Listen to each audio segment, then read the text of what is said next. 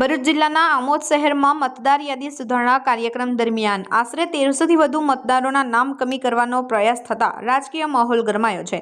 ભાજપના આગેવાનો દ્વારા ફોર્મ નંબર 7 ભરીને મોટા પાયે વાંધા અરજીઓ રજૂ કરતા આ સમગ્ર પ્રક્રિયા સામે કોંગ્રેસ દ્વારા કડક વિરોધ નોંધાવવામાં આવ્યો હતો।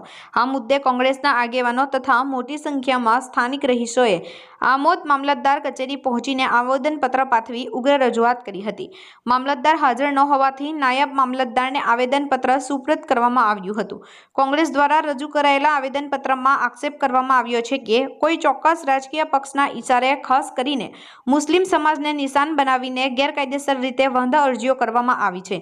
કોંગ્રેસના નેતાઓએ જણાવ્યું હતું કે જે મતદારો સામે વાંધા ઉઠાવવામાં આવ્યા છે તેઓ વર્ષોથી આમોદમાં કાયમી વસવાટ કરી રહ્યા છે અને તેમની પાસે ચૂંટણી પંચ દ્વારા મંગાવવામાં આવતા તમામ જરૂરી દસ્તાવેજો ઉપલબ્ધ છે।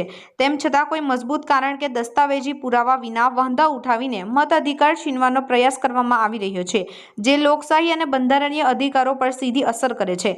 આવેદનપત્રમાં વધુમાં જણાવ્યું છે કે બીએલઓ દ્વારા અગાઉ સ્થળ પર જઈ તપાસ કરી ફોટોગ્રાફ્સ અને જરૂરી પુરાવો એકત્ર કરવામાં આવ્યા હતા।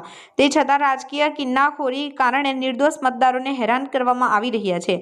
કોંગ્રેસનો આક્ષેપ કર્યો છે કે ખોટી કોઈ પણ મતદારનું નામ યાદીમાં કમી કરવામાં આવશે તો આ મામલે હાઈકોર્ટ કે સુપ્રીમ કોર્ટ સુધી કાયદાકીય લડત કરવાની ચીમકી પણ આપવામાં આવી છે।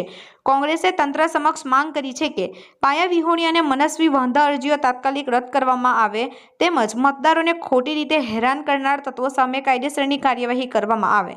આ રજૂઆત દરમિયાન તમામ અસરગ્રસ્ત મતદારો પણ પોતાના આધાર પુરાવા સાથે મામલતદાર કચેરીએ હાજર રહ્યા હતા, જેના કારણે મામલતદાર કચેરી પરિસરમાં ભારે ગતિચલન જોવા મળ્યું હતું। આ વિરોધ કાર્યક્રમમાં ભરૂચ જિલ્લા કોંગ્રેસ સમિતિના પ્રમુખ રાજેન્દ્રસિંહ રાણા, આમોદ તાલુકા કોંગ્રેસ પ્રમુખ નરેન્દ્રભાઈ પટેલ, યુથ કોંગ્રેસ પ્રમુખ કેતન મકવાણા, માજી પ્રમુખ સાજીદ રાણા, કોંગ્રેસ આગેવાન મહેબૂબ કાકુજી સહિતના આગેવાનો અને મોટી સંખ્યામાં કોંગ્રેસ કાર્યકરો ઉપસ્થિત રહ્યા હતા। ભરૂચ જિલ્લામાં આજે આમોદ નગર રોડ પર છે। આમોદ નગરના લોકો સાથે આજે મામલતદાર ઓફિસે અમે રજૂઆત કરી છે, અમારું આવેદન પાઠવેલું છે।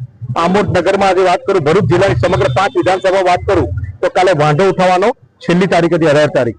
તો નંબર 7 નું ફોર્મ ભરીને ભારતીય જનતા પાર્ટી બોખલાઈ ગઈ છે।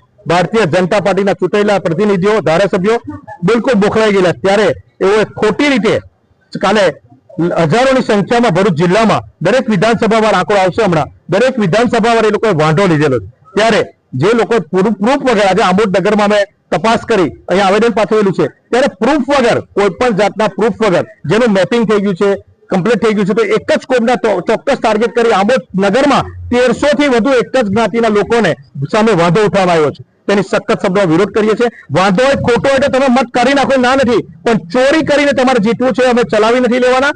અને જેની સામે આ ખોટી રીતે વાંધો લીધેલો છે, જેને ખોટું પ્રૂફ વગર કરેલું છે, જેનું નામ દીધું છે અંદર, એની અમે ગુનો બને છે, એની હવે એફઆરઆઈ કરવાની છે, અમે નોંધ આપેલી છે અને એની અમે એફઆરઆઈ અમે કરીને રહીશું।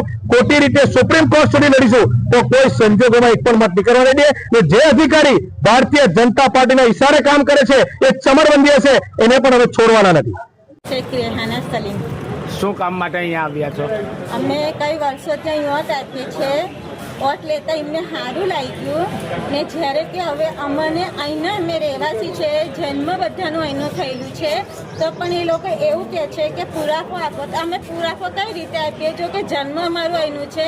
આટલા લાગીને જ્યારે અમે મત આલવા જતા હતા ત્યારે એ લોકો ખુરશી પર બેસીને અમને જોતા ત્યાં, ત્યારે એ લોકોને ખબર ના હતી કે અમે અહીંના છે, અમે મત આપીએ છીએ। ત્યારે બધાની આંખો બંધ થયેલી હતી તો હવે અમને જીવતાને મરેલા જાણે છે એ લોકો કે અમને અમારો અન્યાય જોઈએ। તમારી પાસે આધાર પુરાવા શું શું છે? અમારી પાસે બધું જ આધાર પુરાવા છે અમારા પાસે। કેટલા સમયથી તમે મતદાન કરતા હતા? અમે તો ઘણા સમયથી કરીએ, એટલે 19 વર્ષથી આમ તો બધાનું અમારા હસબન્ડનું ને એ લોકોનું અહીંનું છે।